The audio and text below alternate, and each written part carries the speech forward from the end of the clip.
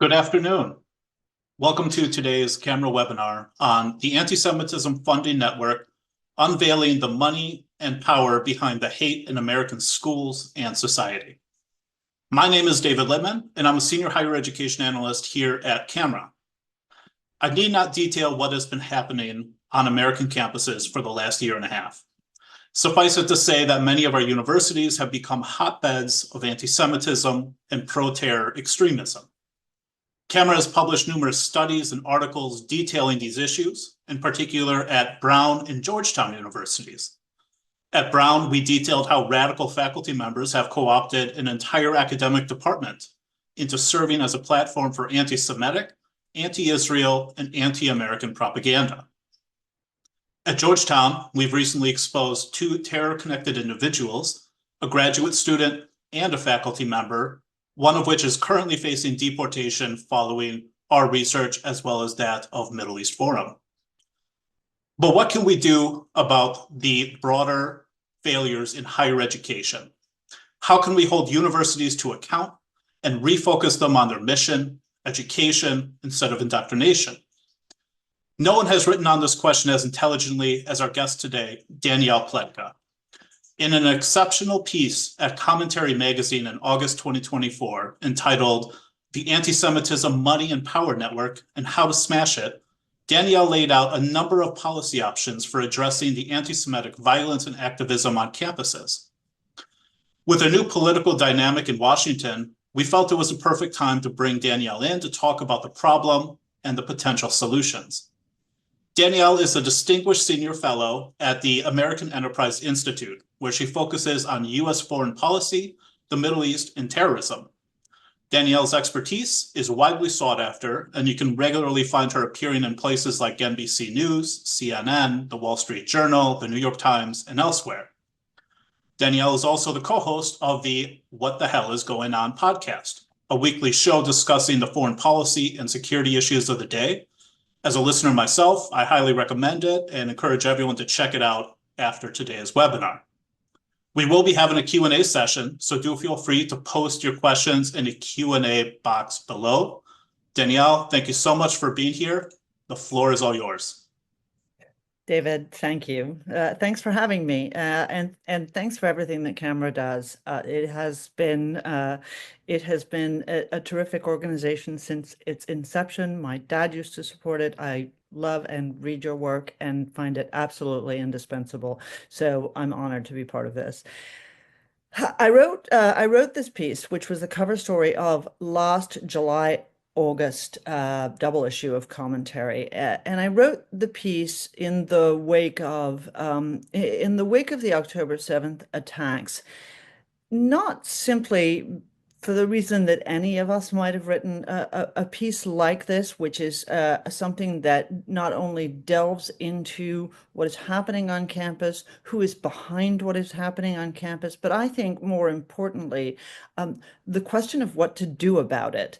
And I wrote it for a pretty straightforward reason, which is that I wanted to do something. I wanted to do something that was, I hoped, effective. I worked for many years on Capitol Hill, and I continue to believe that it is adhering to the rule of law that actually is the answer to so many of these challenges. If you think about this just at the most superficial level, and you say to yourself, is it okay that there are supporters of terrorism in the United States? The answer is no. If you ask yourself, is it okay for foreign countries to support the advocation of the financial support for and education in support of U.S. designated terrorist organizations? Again, the answer should be pretty obvious. These are U.S. designated terrorist organizations. In the case of almost every single one, they are responsible for the deaths, not simply of Israelis, as we've talked about from October 7th, but also of American citizens, obviously of Europeans, Asians, Australians, so many people, not to speak of Muslims themselves. These are the correct answers. And one of the things that I really like that Camera has done is actually actually rip the veil off of the prevailing media narrative about who these people are. Since the inauguration of President Trump, what we've seen is a pretty determined, although sometimes crude, effort to go after campus agitators. And again, there has been a strong effort, including by people who I really respect, particularly very absolutist libertarian free speech advocates, to suggest that these quote unquote students are being punished merely for their views. In other words, it is anathema to the Trump administration to support a free Palestine and a resistance movement that supports that free Palestine, and therefore these people are being punished for that speech. That really couldn't be further from the truth. In every instance that I am familiar with, including a few that have been extraordinarily well detailed by camera just in the last couple of weeks, what we've seen is these folks are actually often active members of terrorist organizations. Now, you might say to yourself, well, okay, what does it take to be an active member of a terrorist organization? And the answer is, if that terrorist organization acknowledges you as a member of their Politburo, of their senior decision making, or of any part of their political apparat, that makes you part of that terrorist organization. Ipso facto, that makes you a terrorist. And terrorists are subject to deportation from the United States. Indeed, I'm willing to bet that every single one of these individuals lied about their relationship with these terrorist organizations when they applied for visas to come to the United States. But let's get back to the subject of the article for a second. And I've got vast quantities of time to talk this afternoon, and what I'd rather do is just take 15 minutes or so to lay out what I think the issues are, where I think the answers are, or at least some of the answers are, and then we can do some Q&A, because that's, I think, probably more interesting for you and always more interesting for me. So let's start with this. We tend to think about university campuses as being problems in and of themselves when it comes to certain issues, particularly support for the state of Israel, and now, obviously, since October 7th, anti-Semitism. The truth is, of course, that anti-Semitism existed on campus long before that, and in fact was, a pillar of admissions policy for schools like Harvard and Stanford and others who have actually admitted that that was the case for many years. But what I think is less understood is the role that foreign countries play here. And everybody who pays attention will jump up and down and say, oh, Saudi Arabia or Qatar. And the answer is actually that there are two countries that I think are most responsible for this. One is Qatar, our wonderful ally in the Gulf, home to a US base, also to Hamas's leadership, also to the Taliban when they were out of power in Afghanistan, also to various members of Al-Qaeda, also to various members of ISIS, also to, of course, Al Jazeera, which is an systemically anti-Semitic, anti-American, anti-Israel television station with very wide viewership throughout the world. So Qatar is a problem, and I'll talk a little bit about their mechanisms. But the other problem is really China. And again, here, what we see is that it's something my colleagues who work on Asia have documented very capably, which is that the Chinese government has spent a great deal of money organizing Chinese, not simply Chinese nationals in American schools, in so-called Confucius societies, but also organizing ethnic Chinese, a sort of gross concept that if you are ethnically Chinese, even if your parents have been born in the United States for the last 150 years, you are still a subject of the People's Republic of China and the Chinese Communist Party and should behave thusly. Now, again, we don't tend to think about the Chinese Communist Party as being a particular engine of anti-Semitism. And all I can tell you is because we are completely wrong. Not simply through university curricula, through what students support there, but particularly through TikTok and its incredible influence on Gen Z. the anti-Semitism that has not simply been on the TikTok platform, but has been promoted by the People's Republic of China on TikTok has had an incredible, not simply insidious, but very overt influence on these gatherings. It has been a mechanism by which anti-Israel and anti-Semitic organizers have put together their campus demonstrations, their campus sit-ins, their campus juntas. It has been the way in which they have demanded that certain activities take place, and we simply cannot discount it. That's why for those of us who tend not to think about this or who compartmentalize how we think about Middle East and Israel and anti-Semitism, China is actually a very big part of this, and of course plays a nefarious role on a whole host of other issues that have nothing to do with Israel, but have to do with our own politics and national interests. And that's one of the reasons why it's so important in my view and in the views of most of my colleagues to actually go forward with the TikTok ban. What about Qatar? What do they do? The Qataris are extremely capable. They are in the business of purchasing Washingtonians, left, right, and center, members of Congress, several senior members of the Trump administration. In fact, a large number of senior officials in the Trump administration have had contracts with the government of Qatar. They've not registered as foreign agents most of the time, but they have indeed been doing this business. In universities, what it means is that the Qataris occasionally will invite a prestigious university to have a campus in Doha, their capital, but in addition, they will support work that is being done by the university at its home campus in the United States. What you don't see, but what happens is they have say-so over curriculum. They have say-so over who teaches. They have say-so over who studies. And they are supporting an extremist Islamist agenda that is pro, quote unquote, Palestine, but actually more fairly said is pro Hamas. This is who they are. This is what they've done. They also work through non-governmental organizations. And here again, this is enormously important. If I can just digress for a second to structurally explain how this works, and I'm sure most of you are familiar with this, but non-governmental organizations in the United States are mostly known by their tax identification number. In other words, they are known because of the clause of tax law that enables them to be a nonprofit, which is 501c3.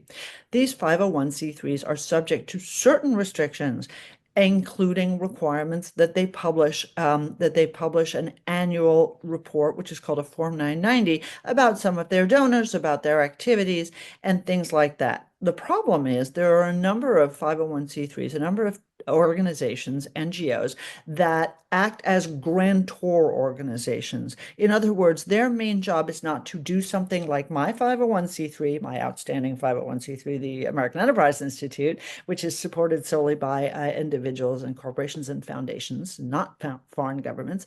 These are actually agenda-driven organizations that support extremist groups around the country. Now, sometimes it's extremist groups in support of agendas that have very little to do with the Middle East, to do with Israel, to do with Judaism or Zionism or anything else.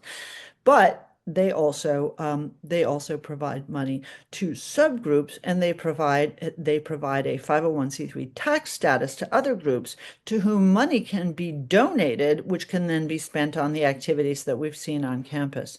There are 3 organizations that we see engaged in these activities that fundamentally behave as fronts for these organizations, for these on-campus groups. These are the one is called the Tides Foundation, the other is called Westpac, and the other is, to a certain extent, the Open Society Foundation. And they have innumerable small groups under them that are much less visible, much less understood, and about which information is much less disclosed.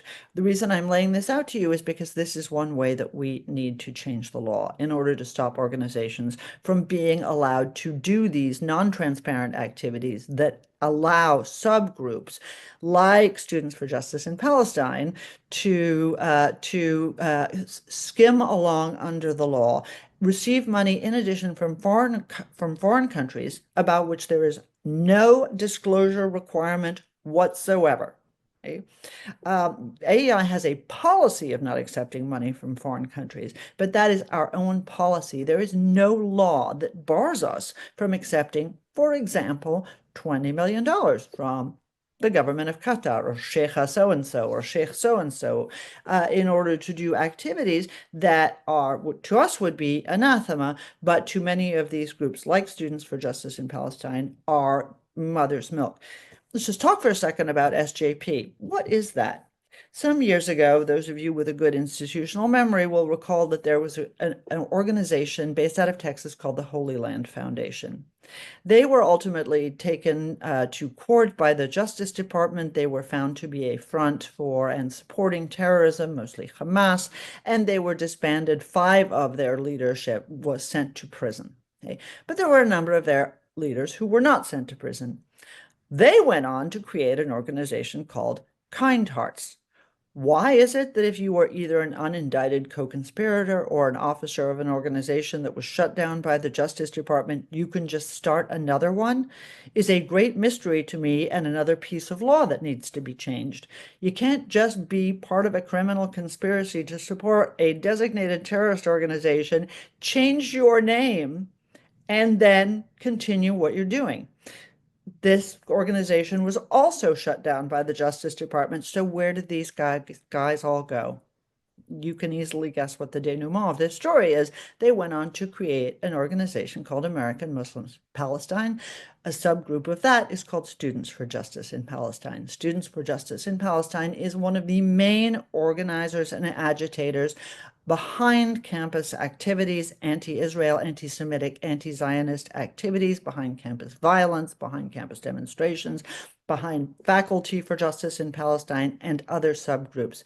They, in turn, have relationships with other organizations, that one of which was absolutely key to a lot of what happened in the immediate aftermath of October 7th, which was called Samidun, an organization that had been designated by the State of Israel as a terrorist organization, was in fact a front for the Popular Front for the Liberation of Palestine, but nonetheless had not been designated by either the United States or Canada, out of which it operated. From Canada, its leadership, and mostly its leader's wife, who is an American national, came to American campuses, brought the literature that you see on campuses supporting terrorist organizations like Hamas, like PFLP, but also taught the leadership of these campus juntas how to engage in violent protest, right? What to do, what to exercise, where to go, how to act, how to lawyer up, how to settle in, all of these things. And they, as I said, have since been designated as a terrorist organization, but it took months on end of effort. And the fact that they were able to operate with impunity on campus is, to me, unbelievable. The other question that I raised in the article is the question of what role it is that the university plays. Now, again, you all have seen, I'm not going to tell you anything new. You watched Elise Stefanik, Hall, the various university presidents over the coals, very enjoyably, at least to me. Early last year, you saw a series of university presidents forced out. We are still seeing the regular cycle of a Columbia interim president being forced out. I can't count for number 4 or number 5 now at Columbia, but they still haven't gotten it right, by the way. Claire Shipman is not a good choice, in my humble opinion, but we can talk about that in the Q&A if you want. In any case, but what you see here is that universities turned a blind eye to these activities. I would argue that there is a strong case to be made that actually, in some cases, universities and academic institutions provided what is legally called material support to a terrorist organization. Now, the question is, what is material support? Material support is defined in law, but in fact, it should be broadened to include ideological infiltration. If you provide your Zoom account to a terrorist organization in order to speak to students at your university, and they are on your .edu account, to my mind, they are providing material support to a terrorist organization. Here's another aspect of how it is possible to go after these various groups. What are the avenues that should be taken to get them out? Now, let's talk a little bit about the money coming from overseas. Again, U.S. law requires that universities disclose any donation from a foreign country of more than $250,000. When in the first Trump term, the Education Department in 2019 did a scrub of that reporting from universities, what they discovered was that billions of dollars were being left out. Billions of dollars were not being reported. Naturally, there was no reporting on the quid pro quo that there was that either included or was tacit in the donations that were being made by foreign governments and by the way, foreign foundations. Another loophole here, right? If you are the Qatar Foundation, are you the government of Qatar or are you a private foundation engaging in private activity? What do you think? I know what the facts are here. Needless to say, the Qatar Foundation is a wholly owned subsidiary of the Qatari government, but the US government treats them as different. So, what is necessary here is for these universities not simply to be forced to comply, but to be forced to comply in a rigorous way. Just to digress for 1 second to help you understand how this works in our world here in Washington, D.C., if I accept money from a foreign government for whatever reason, okay, if I accept, by the way, direction from a foreign government for whatever reason, with no compensation whatsoever, right? I am considered a foreign agent, and I am required by law to register with the Justice Department under the Foreign Agents Registration Act. Now, that is a criminal statute. What does that mean? It means that if I do not, or if I falsify, or if I lie, or if I do not report my contacts, or if I only report part of my contract, but not all of it, I am subject to criminal penalties, including jail time. Universities have absolutely no consequences for their failure to report donations from foreign governments. And it is this transparency that is completely lacking. Again, I think there are people who on the really hard-nosed end of this suggest that universities should be banned from accepting money from foreign countries. And my view is that that's not correct. If foreign countries want to give to American universities, that's not a bad thing. We just want to know who's paying you? What are your interests? What are they asking you to do in exchange? And the Education Department has not been vigilant. So after the Trump administration, first term, went after this, forced universities to disclose additional funding, uh, again, gave a very stern warning to universities. After this happened, the Biden administration reversed a great deal of a great number of the changes that were made inside the Education Department. This department that had been looking at foreign donations at U.S. universities was relegated to a backwater where it had no influence, where it had no access to the general counsel of the Education Department, and where essentially it had no oomph in order to require universities to continue to disclose who it is that was giving them money. This has now changed again, but Congress has twice tried to lower the limit to $50,000 and try to exact penalties from universities that do not disclose this. I think this is TBD. I haven't looked at reconciliation, the big mama bill that is going to be coming down the pike, but I'm hopeful that most of these ideas are going to find a place in reconciliation. What needs to change?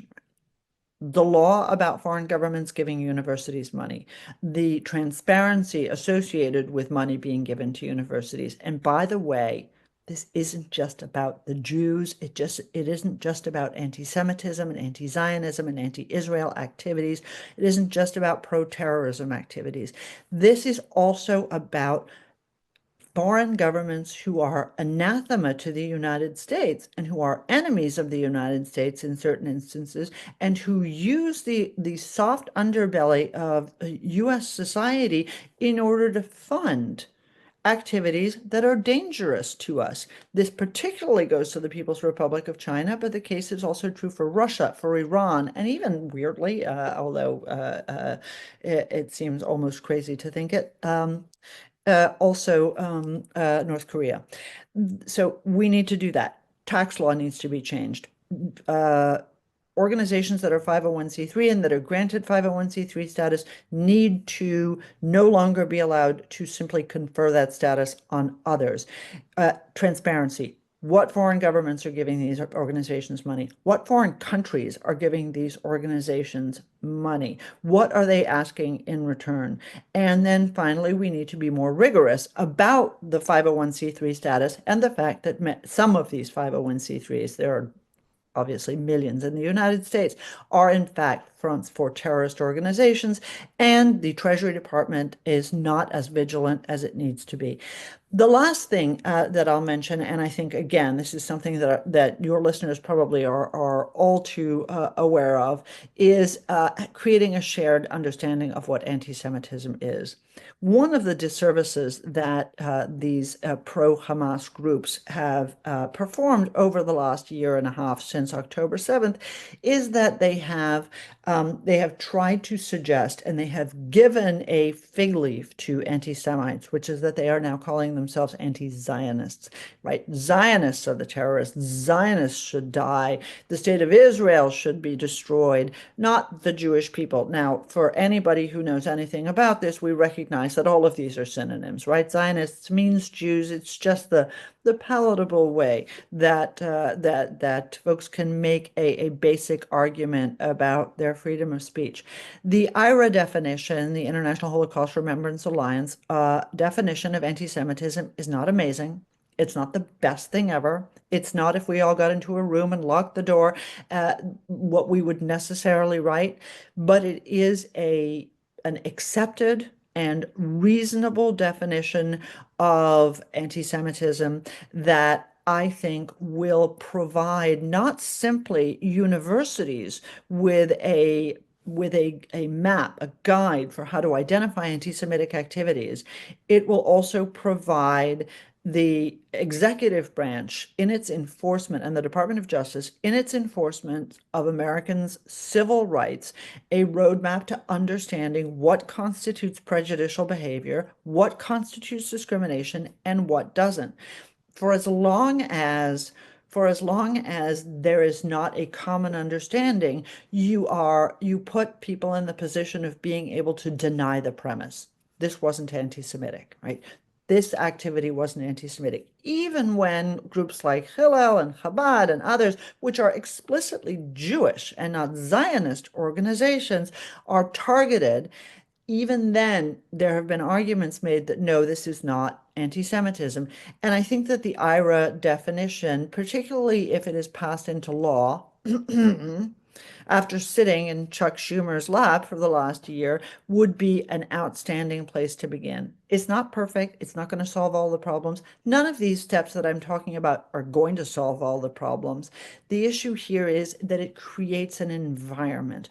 One of the huge successes of I don't know what we can call it, the woke movement, which is very much tied in with this idea of anti-Semitism, right? It is, it's the intersectionality of environmentalism and pro-trans and pro-abortion and anti-colonialist settlerism.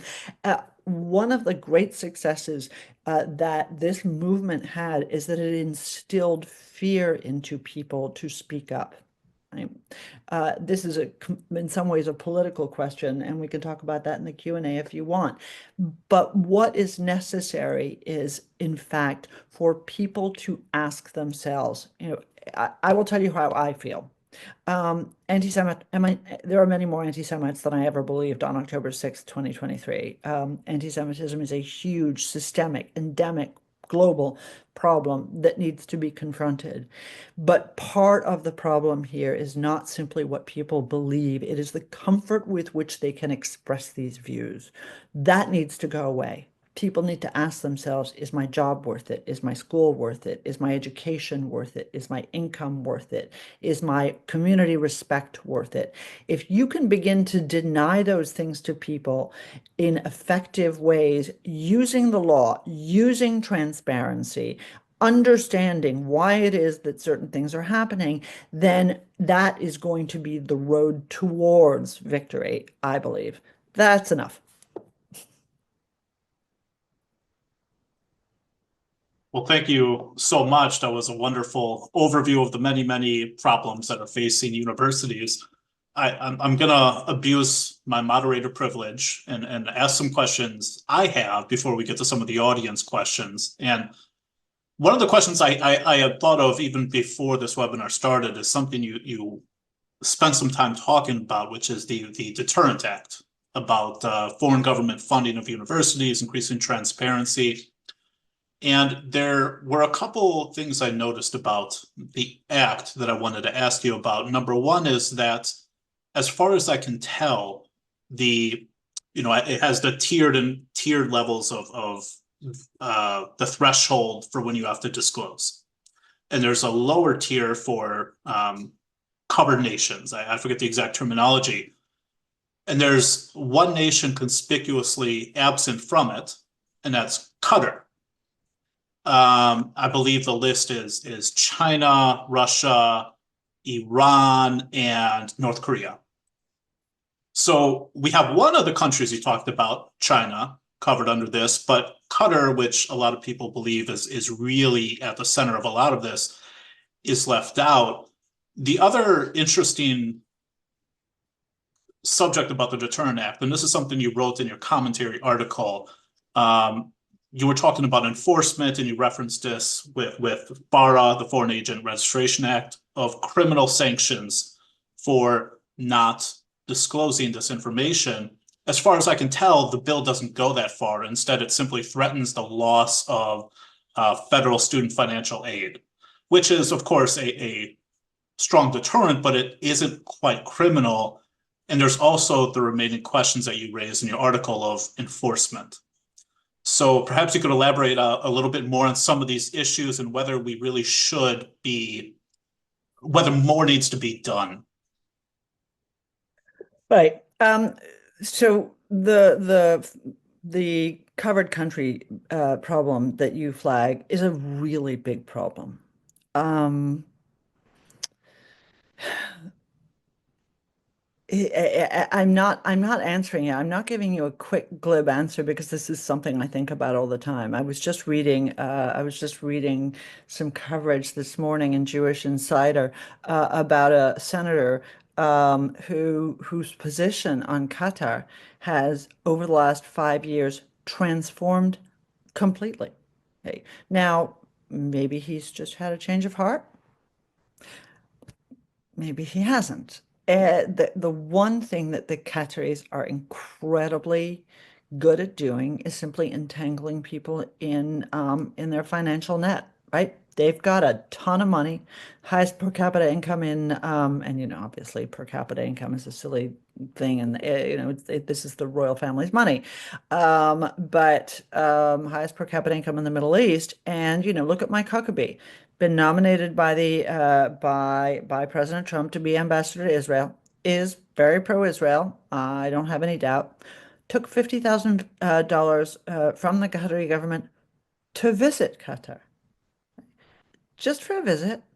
Now, you know, my late boss, when I worked in Congress and we had these kind of disclosure laws, used to say it's offensive. They can't buy me for a hot dog.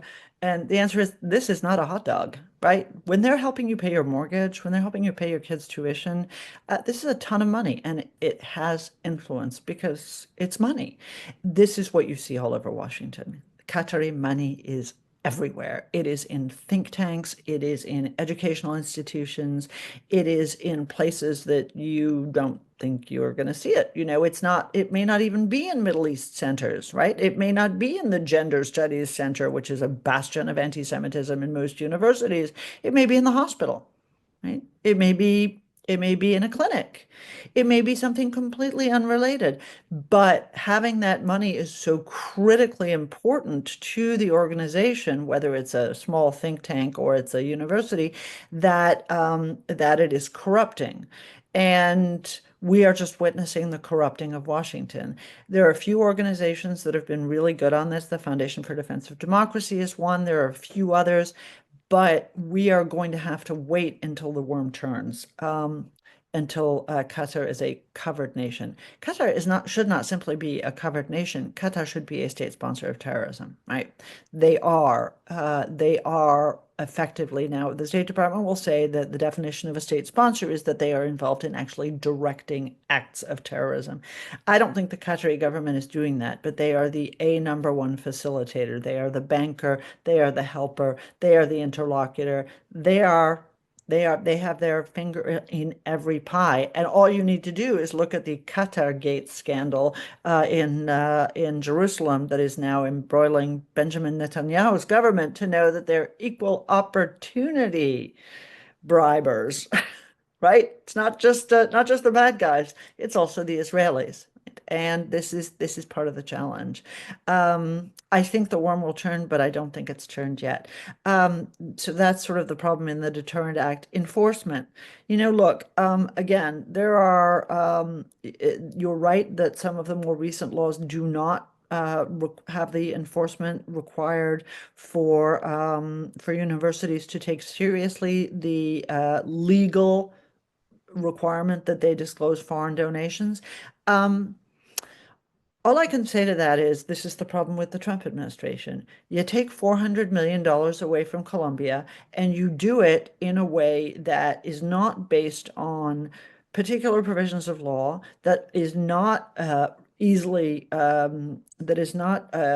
reversed, or that is easily reversed, excuse me. And all you're going to have is that the next time there's a Democratic Congress or a Democratic president, as inevitably there will be, this money will all be restored. The oversight will disappear. This is why Congress is so pivotal. Right? It drives me crazy. People who jump up and down and complain about the president fail to understand that it is Congress that is supine. The White House, whether the Biden White House or the Trump White House, have been very activist. The courts have been very activist. Congress is just lying there doing nothing, and it's very troubling. So, what else did you ask me? I believe you covered it all. Good. I I asked mean, about criminal sanctions, why those weren't in there. Um, and oh, yeah, let me add another really important point. of course. Universities have incredibly effective lobbies in Washington, right? One of the first things they did was they hauled butt over to Joe Biden's office in January of 2021 and said no enforcement of this requirement for disclosure under the Higher Education Act, right? No changing of the requirements. And they have a lot of oomph here in Washington and with members of Congress. And again, the point here is that we who believe things need to change need to be more effective, and also need to be more effective in understanding who does a lot of this, right? So, for example, the tax law issue is in a place where most of us who deal in foreign policy and national security issues don't have any business, which is Ways and Means in the House. But that's where the push needs to be. Those are the guys that need to make these changes. Those single changes will be the most effective way to strangle groups like the American Muslims for Palestine, Students for Justice in Palestine, of the funds that have sustained their anti-Semitism. Right. I You said something a little interesting when you were talking about Qatar, and whether they're a state sponsor, and that they don't tell terrorist organizations what to do, but they give them the means by which they can carry it out through funding. And it reminds me of an observation made by another researcher named Neetu Arnold. She wrote this paper at the National Association of Scholars. And one of the points that she made was that she believes when it comes to this foreign funding, it's not changing what the professors and the radical faculty members in the universities would do. It's that Qatar knows a good investment when it sees one. And so it puts the money where it's going to make a difference to enable these people to do what they already wanted to do anyway. What are your thoughts on that observation? I think that's probably true in an academic environment. I mean, academic environments have been drifting to the far left, and unfortunately, it is. Well, I mean, we haven't talked much about the far right, but there's certainly a growing anti-Semitism in the Tucker Carlson wing of the Republican Party. But it is institutionalized, established, and accepted inside the mainstream left in academia. And that's exactly right. They are merely insulating people from efforts to destabilize them. But of course, that's not true in Congress. In Congress, um, organizations, to my mind, organizations that support Israel and oppose anti-Semitism have a great deal more weight than than countries like Qatar. They don't exercise it effectively. That's why we couldn't get the Anti-Semitism Awareness Act passed last year, and despite Democrats lobbying Chuck Schumer to move it. Richie Torres was fantastic on this and is always fantastic on these topics. I'm hopeful this can happen now, but these things need to be enshrined in law. Right. Okay. I'll ask one more of my own questions before moving on to audience questions. I'll try and answer. And I, in your article from Commentary again, one of the things you advocated for was that there needs to be a systematic survey, and I'm quoting, systematic survey of the problem backed by the federal investigative power of agencies like the FBI, followed by a careful legislative response. Now, we've talked a little bit about legislative response, or at least with, the Deterrent Act. But in terms of investigative power, this is something I've recently had a little bit of experience with in terms of the Justice Department, of course, launched that joint task force October 7th, which, in addition to investigating those who were involved in the October 7th attack, its mandate includes investigating, again, quote, acts of terrorism and civil rights violations by individuals and entities providing support and financing to Hamas, related Iran proxies and their affiliates, as well as acts of anti-Semitism by these groups. And this task force has said it's combining all sorts of different specialties from within the Justice Department and the FBI to carry out this task that seems to at least somewhat address this systematic survey that you were suggesting.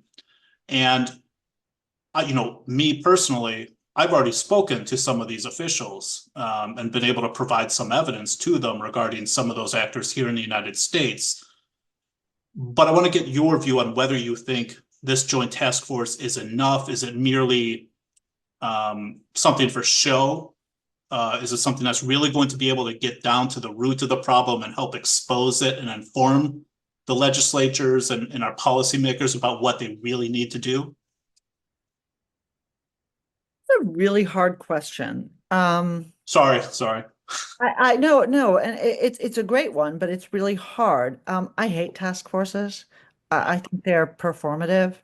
I'm from Australia. I'm watching the Australian government, which is anti-Israel, and state governments, which are mostly anti-Israel, have these performative exercises in police, arrest powers for anti-Semitism.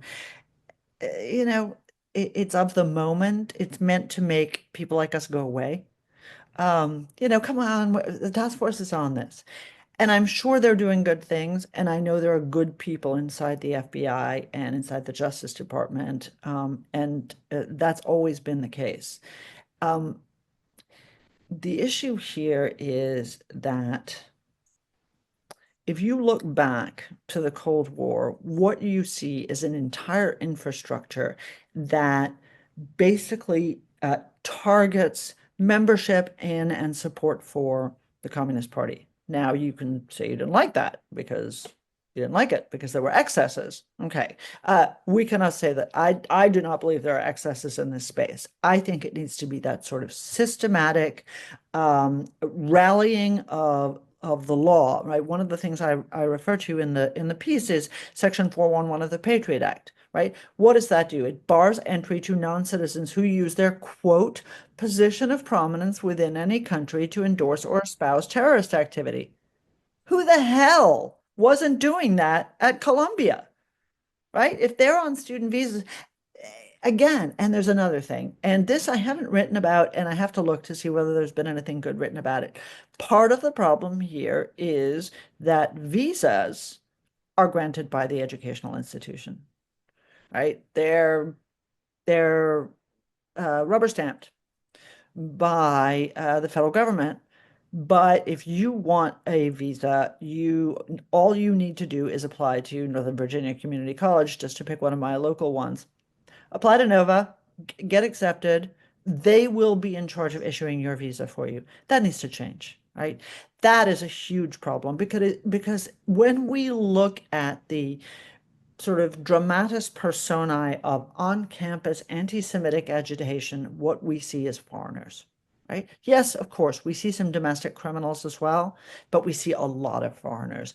And these are foreigners who are part of a broader nexus. This is, this is the story with this Georgetown guy who is a member of and a supporter of Hamas, right? It's not in question. He says so, right? That should be enough.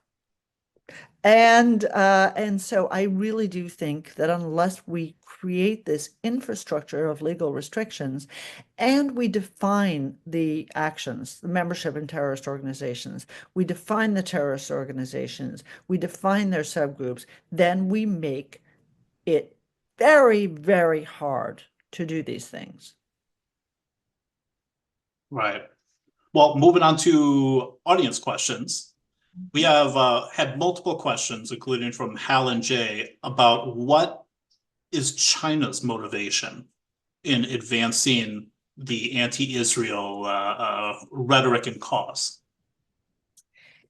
It's a very good question and something that I've explored with people who know a lot more about the Chinese Communist Party than I do. Dan Blumenthal at AEI does fantastic work in this space and has actually worked on China and Israel, and there are some other folks in the community who do that. And I talk about it in the article. I don't think this is a state conviction like Qatar. This is not state level anti-Semitism, but I will say when you look at the views and the number of views that anti-Semitic memes get and the number of people who are deplatformed on TikTok, you suddenly realize, there is nothing that the Chinese government doesn't want on TikTok that appears. And if any of you are on TikTok, just go look for Uyghur concentration camps, Taiwan independence, Tiananmen Square. You won't find it, right? Whereas if you look at TikTok, you see that they remove fewer than 20% of anti-Semitic posts, that they promote memes and hashtags at Holocaust was good. How is that okay? Right? Um, Evil Jews, another great one. So, what is their aim? I think, like the Russians and their engagement on social media, and the Russians are very active on Facebook, what they're about is destabilization. They are about deepening fissures within our society. They are about eroding confidence in government. They are about eroding confidence in institutions. And they're really, really good at it. So it's not that, Xi Jinping hates Jews. Maybe he does, maybe he doesn't, don't care, right? TikTok loves to stir this pot, and they do so incredibly effectively. And all you need to do is look at your own TikTok or ask your kids or your grandkids. It is a cancer within that platform that is as hard to eradicate as a serious cancer. Well, thank you. We have a question from Paul, he makes a very good point that whereas Hamas has very effectively weaponized the laws of armed conflict, they've exploited it in a way that they know, by using human shields, whereas Israel actually, abides by the law of armed conflict. They can manipulate world opinion. Because they know there's going to be no consequences for them. And Paul makes this comparison to essentially the weaponization of free speech in the United States that has been weaponized by these pro-Hamas activists and faculty members, from my own point of view as well, who are hiding behind respect for free speech while denying it for others. And you can make a very compelling case that Jewish students have had their free speech denied. You've had entire academic centers where there's essentially an ideological purity that's being enforced in order to get into those centers, and that itself is denying academic freedom, a related concept. How how do we address this kind of weaponization? Do you see any truth in this kind of comparison of these well-meaning laws and principles that we hide being weaponized against us? This is not just a problem with free speech. I mean, this is a problem with a whole series of aspects of the Constitution, and you gotta decide. I have decided. I believe in free speech. I think people have the right to be stupid. I think that people have the right to be bad and evil, actually, in this country. Because there has to be a recognition by smarter actors that once you open this door to denying free speech, you let all sorts of other people in that you never wanted to let in, right? So, we can't use certain words anymore. We can't make certain statements anymore. We can't use certain images anymore. Washington doesn't have the Redskins anymore, right? You can keep going and you can make the argument. What I find most effective is simply saying, is simply turning it around and saying, if you wanted to say that about another minority, would that be okay? All right, you've said this now about Zionists. Can we say this about African Americans? Can we say this about Asian Americans? And of course, the answer to that is an adamant no, but it's a different case. And the second they say but, they've lost. But I find that debate and free speech are gifts in and of themselves. That is what made us who we are. And I get it. Believe me, there's a reason Donald Trump got elected. And one of the big things was this, right? The feeling that you were being judged for your speech, that you were being denied your right to say what you thought. So, there's no question that that's the case. But our bias has to be in the right direction, because before you know it, you're not going to be allowed to say certain things that you want to say either. Very true. There's one question I want to make sure we do have enough time for, and this comes from Jordan, who points out there's a very large and motivated audience on this call. And he's asking, what specific steps can each of us take to help combat anti-Semitism on campus?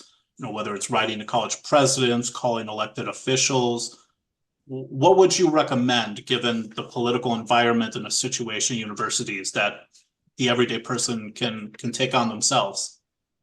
Look, this is a multi-level thing, and if you're loaded, if you're really really rich, amazing. Vote with your feet, vote with your wallet. We've seen several extraordinarily wealthy university sporting individuals lead the way, and I think that that has been fantastic. But I also think that to use the word on a lawn sign by one of my more loathsome neighbors, silence is complicity, right? We, and when I say we, I believe me, do not just mean Jews. I don't even mean supporters of Israel. I mean people who believe in the right of the Jewish people to live in freedom wherever they choose, in Israel, here, without fear for their safety, need to make absolute pains in the butts of ourselves. When you have a great university president like Daniel Diermeyer at Vanderbilt, two of my girls went to Vanderbilt, and we've had him at a number of AEI events. He's terrific, right? He has a liaison to the Jewish community. He has an open door. But I will tell you, for example, that Vanderbilt, which was one of the first organizations, first universities to immediately call the cops when students occupied one of the academic buildings, called the cops, had them arrested, expelled them. But they didn't want to publicize that they had expelled them because they argued this was the Privacy Act and everything else, right? And the parents were really adamant, no, you need to set an example. We want people to know what the consequences are of their actions. And they were hugely responsive.